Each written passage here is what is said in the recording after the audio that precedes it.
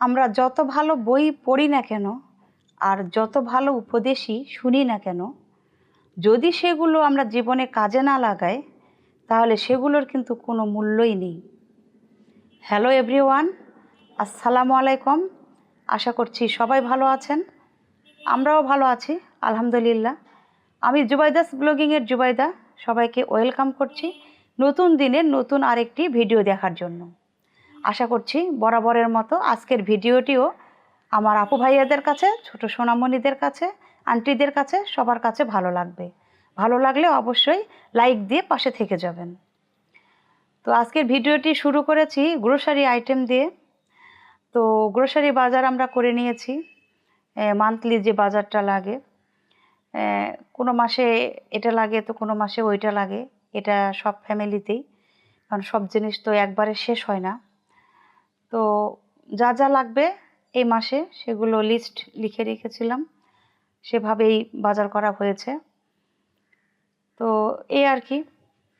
তো এখানে 5 কেজি তেল, টমেটো সস, তারপরে ভিনেগার, চা পাতা, রিন পাউডার, গুঁড়ো দুধ, চিনি, পোলাইয়ের চাল, তারপরে এই হ্যান্ড ওয়াশ, তারপরে সুজি আছে, তির, এই আর কি এগুলো।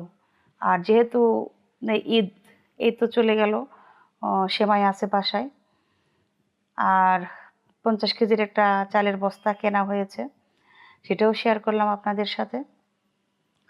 আর এই যে আমার ছেলে প্লাস ছেলের বাবা, আমরা সবাই কিন্তু বিস্কিট খুবই পছন্দ করি, আমাদের বিস্কিটটা খুবই লাগে। তো এটা আমাদের প্রত্যেক মাসেই বিস্কিটগুলো কিনতে হয়, কারণ চায়ের সাথে লাগে, সন্ধ্যায় লাগে। অন্য কোনো নাস্তা যখন বানাই না তখন বিস্কিট দিয়েই এটা আসলে কমপ্লিট করি নাস্তাটা। আবার অনেক সময় দেখা যায় যে 11টার দিকে চা নাস্তা খায়, তখন লাগে। বা পাশের বাসা থেকে হুট করে কোনো প্রতিবেশী আসলে তখন দেখা যায় চা নাস্তা দিই। যদি কোনো কিছুই মানে খেতে না চায় তখন দেখা যায় চা বিস্কিটটাই দেওয়া হয়। তো এভাবেই মানে প্রত্যেক মাসে কোনো না কোনো রকমভাবে মানে বিভিন্ন রকমের বিস্কিট বাসায় আনা হয়। আর এখানে নিয়ে এসেছে ওয়েফার, খুবই ভালো খেতে। যদিও আমি ছোট বাচ্চাদের এইসব ওয়েফার পছন্দ করি না, খাই না, তারপর আমি একটা খেয়ে দেখেছি, খুবই মজা লেগেছে। আমার ছেলে খুবই পছন্দ করে, কারণ একদমই চকলেটে ভরপুর। তো ও হচ্ছে মাঝে মাঝে স্কুলেও নিয়ে যায়। তো স্কুলের টিফিন তো আমি আলাদাভাবে দেই, তারপরে ও নিয়ে যায়। তো স্কুলে নিয়ে গেলে দেখা যায় গলে যায়, চকলেটটা মেল্ট হয়ে যায়। তো এই কারণেই কখনো নিয়ে যায়, কখনো যায় না। তো এই হলো আমার গ্রোসারি আইটেম। তো যাই হোক, গ্রোসারি আইটেম শেয়ার করার পরে এখন চলে আসছি রান্না বান্নায়। তো আজকে আমি আপনাদের সাথে আমার আম্মার হাতের যে একটা দুর্দান্ত টেস্ট পটল ভাজা, সেটাই আমি আপনাদের সাথে শেয়ার করব। আমরা বিভিন্ন সময় বিভিন্নভাবে পটল ভাজা খেয়েছি আর কি। তো এভাবে কে কে খেয়েছেন অবশ্যই আমাকে কমেন্ট করে জানাবেন, আমি রেসিপিটা শেয়ার করব আপনাদের সাথে। তো আমি এখানে পটল নিয়েছি, একদম লম্বা লম্বা যেটা পটল, সাহেবি পটল বলে এটাকে আমাদের এলাকায়। তো এরকম লম্বা লম্বা পটল নিয়েছি। ছোট ছোট পটল আসলে দেখতে ভালো লাগে না, কারণ পটলটা যখন সফট হয়ে যায় তখন আরও ছোট হয়ে যায়। এর জন্য সবসময় চেষ্টা করতে হবে যে এরকম লম্বা সাইজের পটল নিতে, আর একদম যেটা একদম হচ্ছে আপনার টাটকা সেটা নিতে হবে। তো আমি এই রেসিপিটা আপনাদের সাথে শেয়ার করব জন্য আজ করব কাল করব করতে করতে আমার পটলটা আসলে একটু সফট হয়ে গিয়েছিল। তো আপনারা যখন করবেন তখন অবশ্যই একদম টাটকা পটলটা নেবেন, আর ভালোভাবে উপরের চোকলাটা ছাড়িয়ে নিয়ে গাটা একটু হালকা হালকা করে কেটে নেবেন, যাতে মশলাগুলো খুব ভালোভাবে ঢোকে এবং খুব দ্রুত সিদ্ধ হয়ে যায়। তো আমি ওখানে তেলের মধ্যে পটল দিয়ে দিলাম, দেওয়ার পরে হচ্ছে লবণ আর হলুদ দিয়ে বসিয়ে রেখেছি। তো ওদিকে পটলটা হতে থাক, সফট হতে থাক, আর এদিকে আমি আমার পছন্দের আরেকটি খাবার পাট শাক, সেটা আমি আপনাদের সাথে শেয়ার করছি। তো এখানে পাট শাক আমি কেটে ধুয়ে পানি ঝরিয়ে রেখেছি, খুবই কচি ছিল পাট শাকগুলি।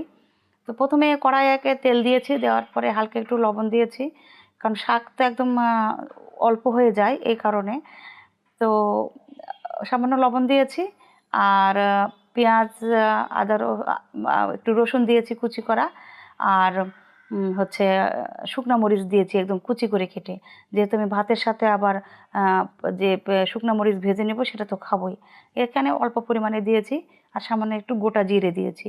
গোটা জিরে দিলে পরে একটা খুব ভালো ফ্লেভার আসে, এই জন্য।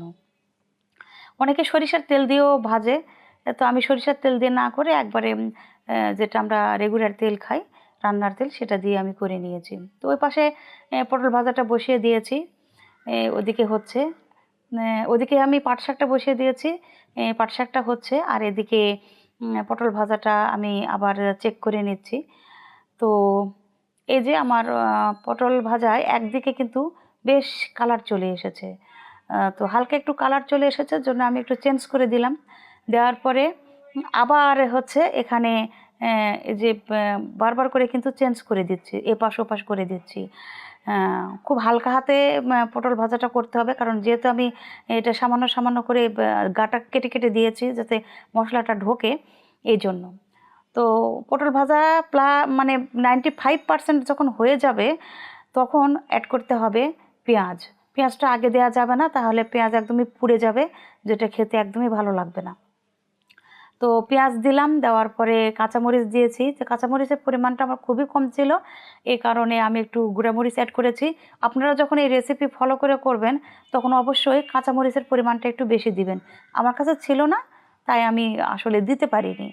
আর একটু গোটা জিরে অবশ্যই দিতে হবে, কারণ গোটা জিরের ফ্লেভারটা মারাত্মক একটা ফ্লেভার, যেটা পটল ভাজার জন্য খুবই জরুরি, দিতেই হবে, মাস্ট। তো হচ্ছে পটল ভাজা করতে গেলে আপনার গোটা জিরে দিতেই হবে, গোটা জিরে না দিলে এর পারফেক্ট টেস্টটা কখনোই পাবেন না। তো আমার আম্মা যেভাবে করেন আমি সেভাবে চেষ্টা করেছি, আমি বহুবারই এই পটল ভাজা করেছি। আমার কাছে আমার আম্মার মতো টেস্ট কোনোভাবেই আসে না। শুধু আমি কেন, আমার মনে হয় প্রত্যেকটা মেয়ের কাছেই তার মায়ের হাতের রান্না অতুলনীয়, অমৃত। আমিও তার ব্যতিক্রম নই। তো সবার আম্মার হাতের রান্নাই অবশ্যই বেস্ট বেস্ট বেস্ট, তাই আমি বলবো। তো আমি মানে রেসিপি এটাই, পুরা রেসিপিটা যেভাবে করতে হবে ঠিক আমি সেভাবে আপনাদের সাথে শেয়ার করেছি, আপনারা করে খেয়ে দেখতে পারেন। ঠিক একই প্রসেস ফলো করে করবেন। তারপরও আমি যতটুকু পারি চেষ্টা করেছি আমি আমার মতো করে করে নেওয়ার। আমার কাছে আমার আম্মার মতো কখনোই টেস্ট লাগে না, আমি আসলে ওভাবে পারি না, মানে ওই দুর্দান্ত টেস্টটা আমি নিয়ে আসতে পারি না। তো এবার ঈদে দেশে গিয়েছিলাম, তখন আসলে মানে আম্মা তো হজে গিয়েছিলেন, তার হাতে পটল ভাজা খেতে পারিনি। তো কিছুই করার নেই, আমি নিজে নিজেই করলাম। তো করে এই আর কি আপনাদের সাথে শেয়ার করছি। তো আপনারা যদি কেউ এভাবে ট্রাই করেন, করে খেয়ে দেখবেন কেমন হয়েছে, অবশ্যই আমাকে কমেন্ট করে জানাবেন। আমার মনে হয় যে আপনাদের হাতের রান্না অবশ্যই আরও অনেক ভালো, অনেক টেস্টি, অনেক ভালো লাগবে আপনাদের, অমৃতের মতো লাগবে। তো এই আর কি, পটল ভাজা আপনাদের সাথে শেয়ার করলাম। কেমন হয়েছে অবশ্যই আমাকে জানাবেন কমেন্টে। আপনাদের কমেন্ট পড়তে আমার খুবই ভালো লাগে। তো টেবিলে তো খাবার সার্ভ করেছি, আমি অবশ্য মুরগির মাংস খাই নাই। আমি পটল ভাজা আর শাকের যে হচ্ছে পাট শাক ভাজা করেছিলাম সেটা দিয়েই খেয়েছি, শুকনো মরিচ দিয়ে। আমার ওটাই ভালো লাগে, দুর্দান্ত টেস্ট। আর সাথে আরও সংসারের কিছু কাজ করে নিলাম। ফ্রিজের অবস্থা খুবই খারাপ ছিল, একদম বরফ জমে একদম বাজে অবস্থা, প্রচুর পরিমাণে বরফ জমে। এজন্য আবার একটু খুলে রেখেছিলাম যে বরফটা যাতে একটু মেল্ট হয়ে যায়, এই। আর যেগুলো হাঁড়ি পাতিল ছিল সেগুলোও ধুয়ে নিলাম, এই আর কি। আর বিকেলে নাস্তায় চলে এসেছি, বিকেলে তো কিছু না কিছু একটু বানাতে হয়, প্রায় প্রায় বানানোর চেষ্টা করি। যখন একদমই ভালো লাগে না তারপরে চেষ্টা করি আর কি বানানোর। তো আজকে ভাবলাম যে বাঁধাকপির একটু পাকোড়া বানাই। শীত নেই, গরম নেই, সব সময় সব ধরনের সবজি এখন পাওয়া যাচ্ছে। তো বাঁধাকপি পেলাম, তো ভাবলাম যে অল্প করে হলেও একটু বাঁধাকপির পাকোড়া বানাই। তো বাঁধাকপি এই যে কেটে নিয়েছি, আর হচ্ছে পেঁয়াজ, কাঁচামরিচ এগুলো তো লাগবেই, আদা রসুনের পেস্ট দিয়েছি, মানে যা যা মশলা লাগে, হলুদ মরিচ এগুলো, লবণ দিয়েছি। তো দেওয়ার পরে একদম মাখিয়ে নিয়েছি, এখানে কোনো পানি ব্যবহার করিনি। মাখানোর পরে খুব সুন্দর একটা জুস বের হয়েছে। তো এখানে আমি সামান্য একটু মানে আটা দিলাম আর চালের গুঁড়ো দিলাম আর বেকিং পাউডার দিয়েছি। খুব ভালো একটা ক্রিস্পি হবে, সফট হবে। আর বাইন্ডিংয়ের জন্য একটা ডিম দিয়ে দিলাম। এখানে ডিমটা দেখছেন এরকম যে একটু মানে একটু ঘন টাইপের। আমি এই ডিমে চুবিয়ে কাবাব ভেজেছিলাম, এই জন্য আর কি ওই ডিমটাই দিয়েছি। পুরাটা তো আর লাগে নাই, এই জন্য এখানে অ্যাড করলাম। আর ডিম দিলে কিন্তু খুবই ভালো একটা টেস্ট আসে, বাইন্ডিংয়েরও কাজ হয়, ভেঙেও যায় না, খুবই ভালো হয়। তো যতই নরম হোক ডিম দিলে কিন্তু ভাঙবে না, আর টেস্টও খুব ভালো আসে। তো এভাবে মাখিয়ে নিলাম। মাখানোর পরে এখন কড়াইয়ে তেল গরম করে আমি পাকোড়াগুলো ভেজে নিচ্ছি। আর বাঁধাকপি আসলে কি বলবো, মানে শীত নেই গরম নেই, সবসময়ই পাওয়া যাচ্ছে সব সবজি। তবে শীতের সময় যে একটা টেস্ট, বাঁধাকপির যে একটা অন্যরকম টেস্ট শীতের সময়, সেই টেস্টটা আমি পাইনি। গরমের সময় আসলে সেই টেস্ট, সবজি পাওয়া যাচ্ছে ঠিকই, কিন্তু সেই টেস্ট আর পাওয়া যাচ্ছে না। আসলে যখন যে সিজন, তখন সেই সিজনের জিনিসটাই আসলে খেতে অনেক মজা। তখনই খাওয়াটাই বেস্ট। তো যাই হোক, এই তো বানিয়ে নিলাম বাঁধাকপির পাকোড়া। আর অর্ধেক বাঁধাকপি কিন্তু আমি রেখে দিয়েছি, আপনাদের সাথে শেয়ার করব। বাঁধাকপি একদিন ভাজিও করেছি, সেটাও শেয়ার করব আপনাদের সাথে রিসেন্টলি। তো এই আর কি, গরম গরম আমরা মা ছেলে খেয়ে নিচ্ছি। পাকোড়াটা আসলে গরম গরম খেতে ভালো লাগে। তো গরম অবস্থায় খুবই সফট ছিল একদমই। তো ঠান্ডা হওয়ার পরে ভিতরেরটা সফট, কিন্তু উপরে একদম ক্রিস্পি। যেহেতু চালের গুঁড়ো দেওয়া হয়েছে, মানে খুবই ক্রিস্পি হয়েছে এবং খুবই মজার। আর ভিতরেটা খুবই জুসি ছিল, আর টেস্ট কিন্তু খুবই ভালো এসেছে। ডিম দেওয়ার কারণে টেস্টটা আরও দ্বিগুণ বেড়ে গিয়েছে। তো যাই হোক, আপনারা ওখানে আটা ব্যবহার না করে যদি একটু হচ্ছে এই বেসন ব্যবহার করেন, তাহলেই কিন্তু ভালো লাগে খেতে। বেসনটা আসলে বেশি ভালো যায়। তো যাই হোক, নাস্তা শেষ করলাম। নাস্তা শেষ করার পরে আমার তো রাতে রান্না অবশ্যই করতে হবে, কারণ মাহির আব্বু যেহেতু লাঞ্চ নিয়ে যায়, আমাকে প্রতিদিনই রান্না করতে হয় কিছু না কিছু, অল্প পরিমাণে হলেও। আমাদের বাসায় আজকের তরকারি কালকে খেতে চায় না। গরুর মাংসটা আজকেরটা কালকে খাই, কিন্তু মানে তারপরও আমি মানে প্রতিদিনই করার চেষ্টা করি, যেহেতু লাঞ্চ দেই। আজকের তরকারি কালকে না দেওয়ারই চেষ্টা করি, যদি আবার নষ্ট হয়ে যায়, যে পরিমাণে গরম। তো গরুর মাংস রান্না করব। আর একটা আলু কেটে নিয়েছি। আমি সবসময় আলু দিয়েই রান্না করি।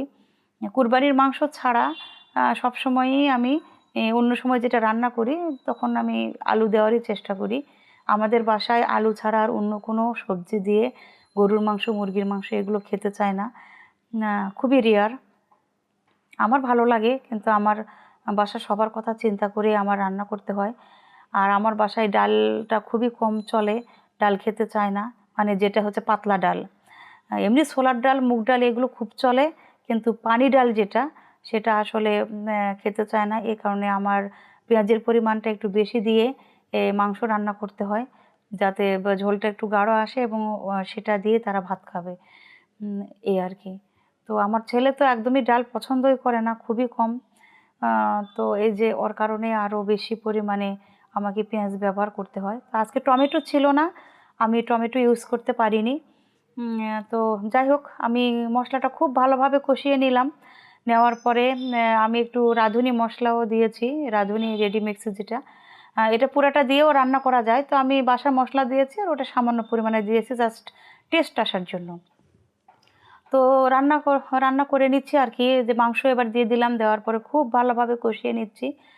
এই প্রেশার কুকারে রান্না করি আর যেখানেই করি, খুব ভালোভাবে কষাতে হবে। কষানোর ওপরেই কিন্তু মাংসর টেস্টটা নির্ভর করে। তো আমি এখানে কষিয়ে নিচ্ছি। নেওয়ার পরে গরম পানিও দিয়ে দিব, কারণ গরম পানি খুব সামান্য পরিমাণে একটু দিলাম। দেওয়ার পরে মশলা যাতে পুড়ে না যায়, সেজন্য দিয়ে একটু কষিয়ে নিলাম। এখন ঢাকনা দিয়ে ঢেকে, গরম পানি দিয়ে ঢাকনা দিয়ে ঢেকে আমি রান্না করে নেব। রাতে হচ্ছে এটাই আমাদের খাবার, গরুর মাংস আর ভাত। তো যাই হোক, এখনও পর্যন্ত আমার ভিডিওটি যারা কন্টিনিউ করছেন তারা অবশ্যই একটা লাইক দিয়ে দিবেন। আর ভিডিওর কোথাও কোনো অংশ যদি আপনাদের একটু ভালো লেগে থাকে তাহলে সাবস্ক্রাইব করে আমার পাশে থেকে যাবেন। আমার চ্যানেলটা খুবই ছোট, আমি সামনে এগিয়ে যেতে চাই। আপনাদের হেল্প ছাড়া কখনোই সেটা সম্ভব নয়, আমি বারবার বলে এসেছি। তো যাই হোক, সবাই ভালো থাকবেন। আজকে এই পর্যন্তই। আল্লাহ হাফেজ।